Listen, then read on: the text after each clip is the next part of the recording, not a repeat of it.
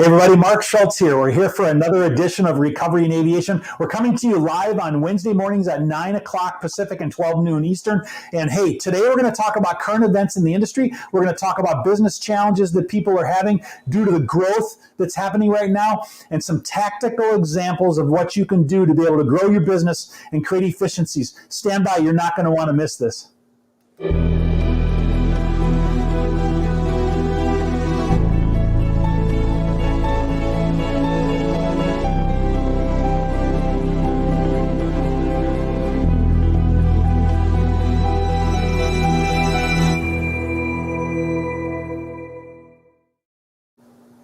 Hey Larry, welcome. How are you today? Hey Mark, good to be with you again on this Wednesday morning. I'm great. Excellent.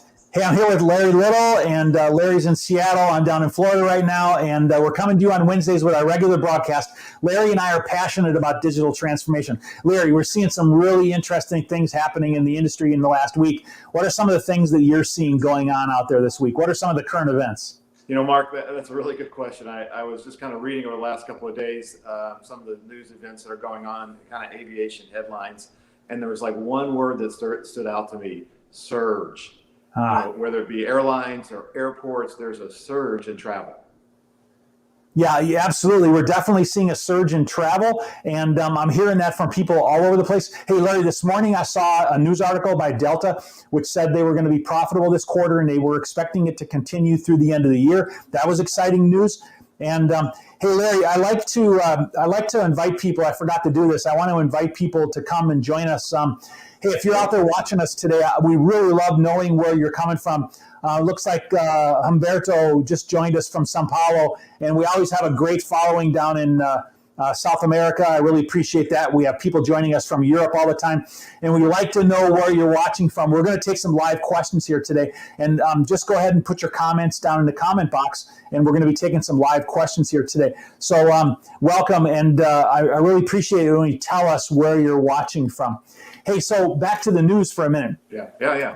Really growing. Your word surge. Wow, how appropriate was that? Hey, I saw some other interesting news. I think you mentioned it to me about United Airlines. Oh yeah, United is they're making a big commitment toward electric airplanes. And I think they partnered with one of their Mesa. It was a Mesa. And have made a commitment for electric airplanes, which is really exciting. Mark, I just bought a hybrid myself. A car, not an airplane. And, it's an amazing vehicle, and it's just awesome to see aerospace or aviation, going in that direction. Yeah, well, look, I personally, just a few years ago, thought, how in the world could we have electric airplanes in the short term? Okay, it just didn't seem possible. But what happened was technology and advancements are occurring so rapidly in the commercial side of things. Being fed and fueled by electric cars and by, hybrid or electric, drones and different things like that, that we're seeing such tremendous advancements in electric right now that I'm just really surprised. I would not have expected to see such advancement in electric aircraft in such a short period of time. It's just amazing. I'm with you, Mark. I'm just shocked at how quickly, United has just embraced this, right? And it's great to see United as a leader in that space. I think back, a few years ago, we were talking about biofuels. Now we're talking about, lithium battery, powered airplanes. I know. It's just incredible. And the weight. Yeah, I thought between the weight and the power that it just wouldn't be possible. I just didn't think it'd be possible, Hey, listen, I see we got some people joining us. 0 to 60 in less than 3 seconds, Yeah, right. Yeah, the Teslas. I know, that's incredible. It's incredible. Hey, I see we have some people joining us from different places. I had mentioned that we have Humberto, joining us from Sao Paulo. Welcome. Glad to have you with us always. I love seeing you online. We have Jeff Sabo, who's joined us from Tennessee. Jeff, thanks for joining us from Collierville. And if anybody else is out there, I know there's lots of you watching. We always have lots of people watching. Hey, just put a comment in there. I'd love to know where you're watching from. And we would like to recognize you. And we'd love for you to ask some questions as we continue to go forward here. Looks like we got some others throwing up some ideas out there. And yep. So anyway, we definitely are seeing growth.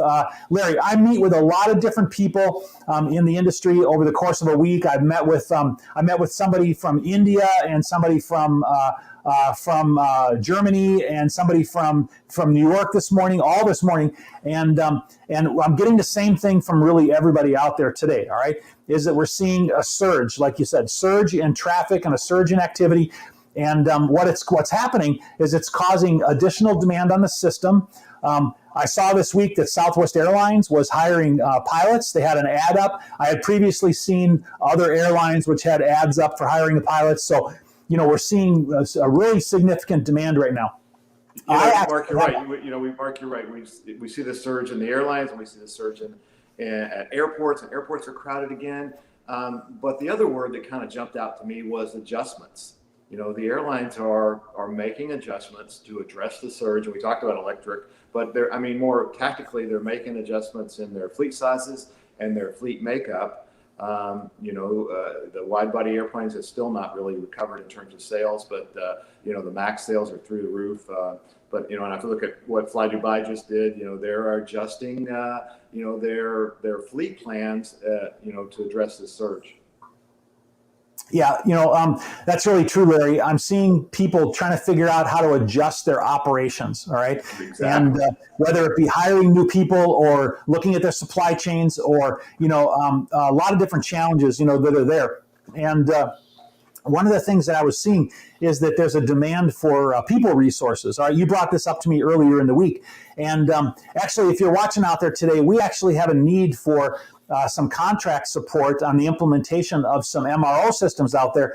And if you're based in the U.S., this has to be a U.S.-based employee, but we're looking for some people that can help with some MRO system implementations right now. But my point is that there are people everywhere looking at how do we step up to the existing, demand right now, because it's happening, very, very rapidly. And so I think adjustments is a really good, second word, out there. Mark, along the same lines, talent. Where do you find the right talent to be able to adjust and grow? And I don't necessarily have the answer this morning, but just about every place you go that you see a sign outside hiring, right?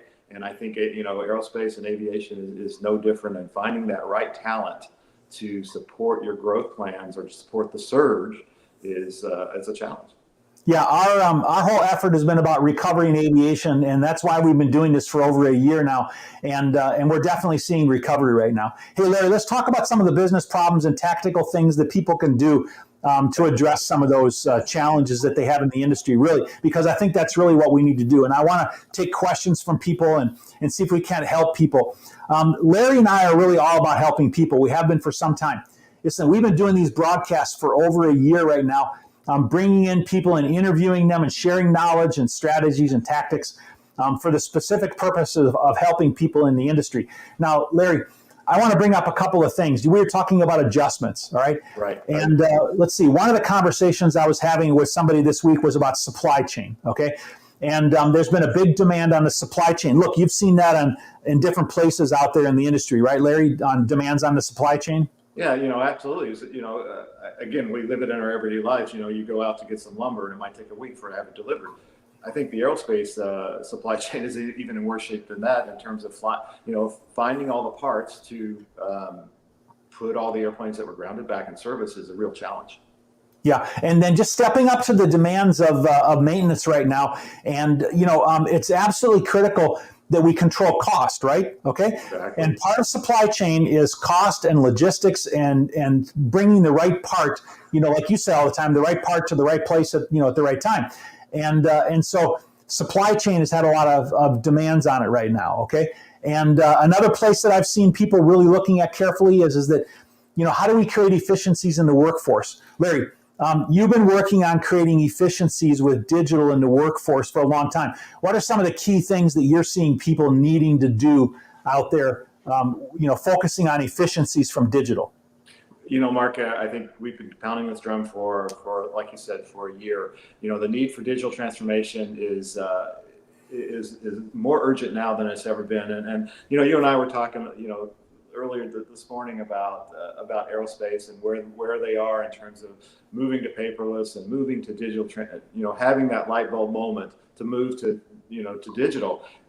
just about every industry you look at, whether it be medical or energy or banking, it's all paperless. But we have mechanics walking around hangars with paper task cards with dirty fingerprints on them still today.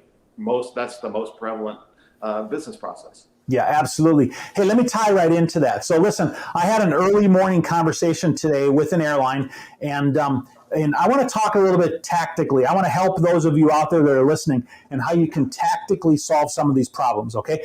This early morning conversation I had, all right? I asked the airline, I said, hey, what is it what's your problems that you're doing today? That's the summary of the conversation. But I said, what are your problems today, all right?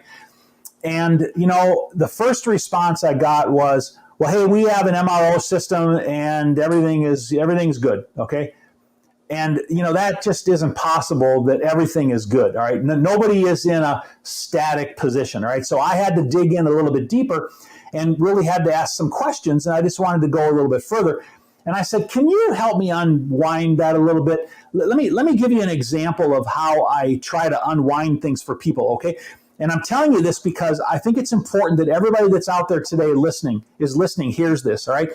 We tend to generalize and look at our problems that we have, our business problems that we have, as one big problem. And it's been described in the past by some people as sort of a big ball of string, okay? You take a big ball of string and you wrap it all up, and what do you have? You have a bunch of little pieces of string that make up a big ball of string, all right? And one of the challenges that we have as people that want to execute on digital transformation is to be able to separate that out, is to be able to pull out what is the real problem that you're working with. So I asked the guy, I said, okay, let me give you an example, okay? Are you having challenges with managing of your maintenance program? Are you having challenges of creating of work packages? How about managing of your maintenance manual content or authoring of content? Or what about production control? Or what about finance or supply chain and materials? Or what about work execution? What about electronic task cards and digital signature? Well, then the things started clicking in his head. And he said, really for us, we don't really have really good work execution and accomplishment of task cards and work assignment and electronic signature, all right? And so I started to be able to pull some of that apart, all right? And then the next thing I said, Larry, was I said, okay, what's the most important one? What do you think will have the most important impact on your operation and what you're doing? And he said, well, probably production control, all right? And so I said, okay, let's separate that one out. Let's bring that one out here. And we did, all right? And I said, how are you going to get there? Silence. That's why I had silence right now, okay? Silence, all right? Because we're all well-intentioned, people, but we don't always have a plan to get there. And so we began to talk about it. And I said, well, what could you do really to get there? And he says, well, we just need to have electronic signature and full digital, all right? Well, it's going to take more than that. Now, I'm not being negative, and I'm not telling the guy that he didn't know what he was doing, or, listen, Larry, how long have you been doing this now? How long have you been doing digital transformation now? Oh, I'm going to say, Mark, close to 20 years, right? 20 years, okay, yeah. 20 years, all right? And Larry, is that some people haven't been doing it that long, okay? Exactly. I've been thinking about digital and implementing digital for almost 40 years. I hate to say this, okay? And so there's some things I've done before that other people haven't done. And so I like helping people and helping people solve problems in their digital because, why not leverage the knowledge of people around you? Larry. Hey, Mark, I really like what you just did, because you just started talking about the processes, and there's so many steps along, these maintenance processes along the value stream. There's so many intricacies and so many steps. Sometimes it's overwhelming, and I really like what you did, and just sort of like, well, let's take a little piece of it and kind of look at a piece rather than the whole thing, because the whole thing can be quite frankly overwhelming. So what you just did there was to break it down into pieces that are manageable, that are, you can get your head around and start to make improvements there. And I think that approach is just really amazing. Yeah. And you know what, Larry, I always tell people is that we need to rely on people around us. Okay. We need to go to our coworkers that have knowledge in these areas. We need to go to regulators. We need to go to standards bodies. We need to go to vendors, and we need to collectively together think through these problems. Look at the people that have done this before. Go visit an MRO. Go visit an airline that's done some of this before, and look at what they've done. and use that as knowledge. You don't have to copy what they do, but use that as knowledge to be able to consider, how can I do something similar in my organization? And some of the people out there are thinking, wow, that's a simple, that makes perfect sense. Yeah, but we don't do it, okay? We think we can do all this on our own, is what we think, all right? Well, I think another thing that's powerful about what you just said, Mark, is sometimes people try to overthink it, or they just, the task is too daunting and they wait and wait and wait. And if you go somewhere and talk to other people who are actually making the change, making the move to digital, it provides some motivation, if you will, or some fresh ideas to make the change yourself. Yeah, absolutely. Hey, one of our viewers made an interesting comment, Jeff Sabo. I just wanted to bring it up here real quick because I think he points out something that's really important today. I want to talk about this for a minute. Is Jeff? Thanks for bringing up this comment. He says if it isn't measured, it can't be improved. All right, data and analytics is vital for today's operation. I really believe that a lot. Okay. There's an old saying that says if it gets measured, it gets managed. Okay. But even more than that, we have tremendous amounts of data that are being collected. I've seen airlines that collect operational data, and then they do nothing with it, okay? And I see a lot of data that's coming off of new airplanes like the 787 and a lot of engines, and the data is being collected and we don't do anything with it, all right? What Jeff points out is that, hey, if we take that data and we start doing analytics against it, we can begin to be able to identify where are the biggest problems that we have in our operation. And then when we have information like that becomes actionable, then we can actually take corrective measures against the things which really are important. And so I think analyzing that data is extremely important. Mark, I think you're right. And I guess I would add, with the analytics and data, there's really two categories. There's qualitative and quantitative, and there's some things that you can measure, but there's also some general satisfaction about people enjoying their job and enjoying their work more as they've embraced the tools and they're able to do their job more efficiently. So you have to look at both the qualitative and the quantitative data and analytics to understand the true benefit of change. Yeah. Hey, didn't you tell me that somebody went out and bought a bunch of iPads this week? Who was it? Oh yeah, Mark. Jetblue. They're a pretty progressive airline, right? And they just went out and bought, I believe, 3,900 new iPad Pros for their pilots. Their pilots are already using iPads on the flight deck, and I'm assuming they're using for flight. And they saw the need to upgrade the ability, the capability for their pilots. So they went out and bought 3,900 new iPad Pros. Yeah, Jetblue has always been great to see early. that sort of forward thinking in the maintenance arena. Yeah, Jetblue has always been an early adopter of technology, haven't they? Yeah, exactly. Yeah. No, but Larry, you said something really important there. Is we're not seeing as much of that being applied in maintenance now. We're seeing it slowly creeping in. But that company I was talking to you about, that I was talking to this morning, all of their work is accomplished on paper right now, paper task cards. And even though there are some companies that are turning the corner and are doing that differently, there's a large portion of them today which are signing off aircraft on paper, today. Exactly. Yeah. I think what we'll see, and we're seeing this already, is the airlines that have embraced the technology and embraced the things that we've talked about around belief and people and processes and tools around digital transformation are being more efficient in their maintenance operation. It's real. Yeah. Hey, Larry, if I'm sitting here as someone who's trying to decide where do I start, okay, do you have any advice for people on how to figure out where to start? Let me just say one word: start. It goes back to what we just talked about, Mark. Break the value chain down into pieces that are manageable. Pick a place and just start. And maybe you pick the wrong place. Well, that's okay. Then you learn and you grow.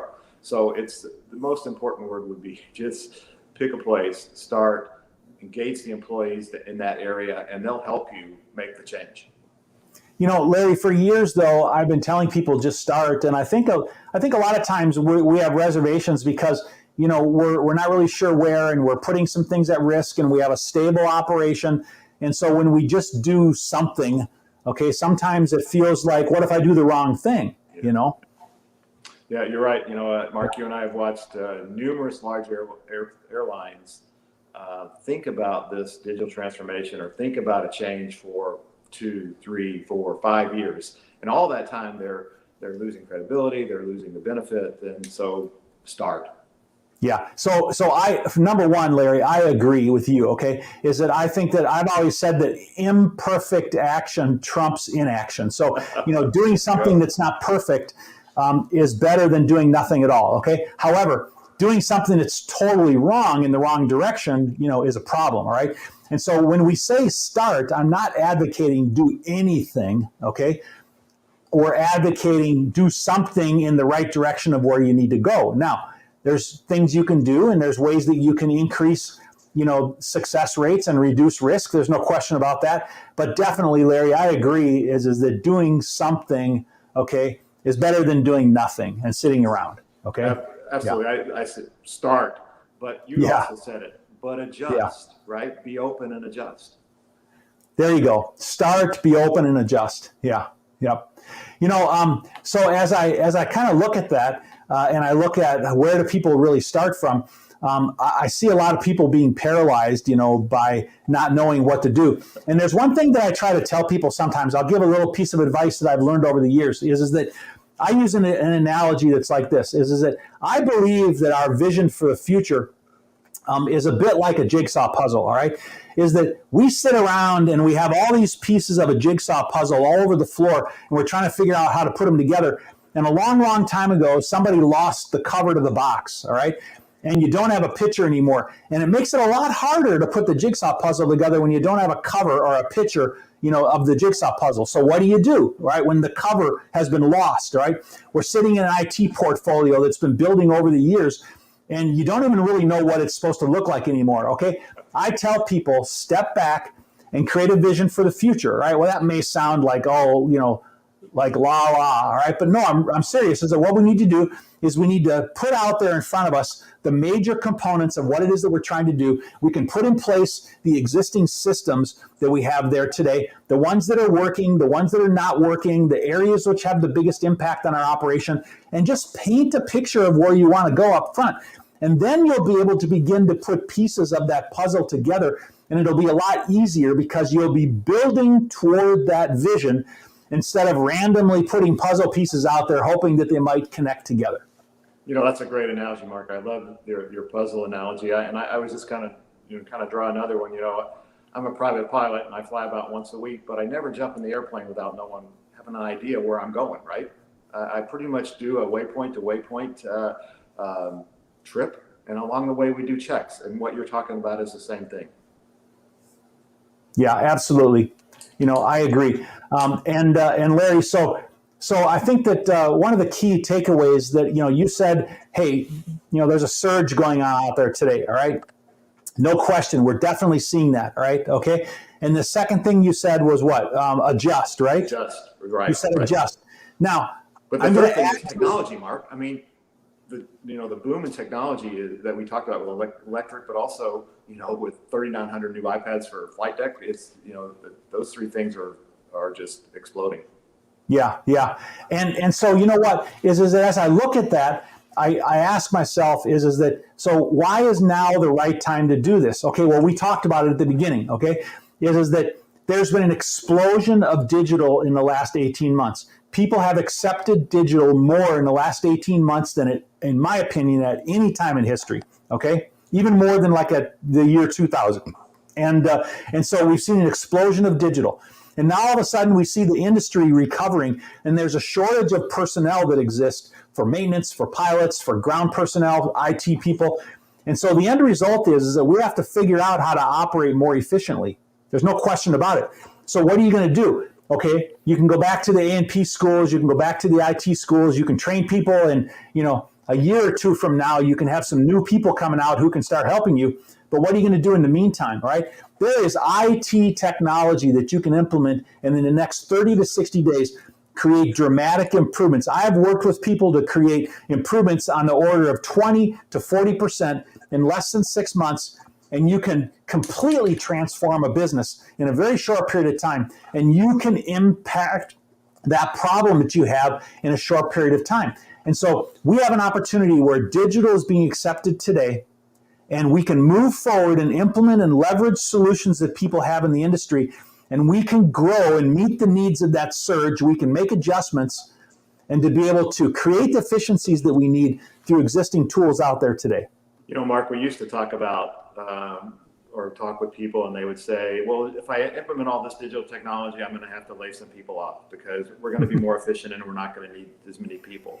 And now it's like the only way to survive is to make, to become more efficient because the talent just isn't there. We're short people. We need to figure out how to do it. We need to figure out how to make it happen. Hey, for those of you watching, there's a couple of reasons why we do these broadcasts, right? Listen, Larry and I really have been passionate about digital. I've been passionate about the aviation industry, almost my entire life. And I want to see the aviation industry continue to be successful. Hey, we saw a couple of really cool things happen this week in the news, didn't we? Oh God, seeing the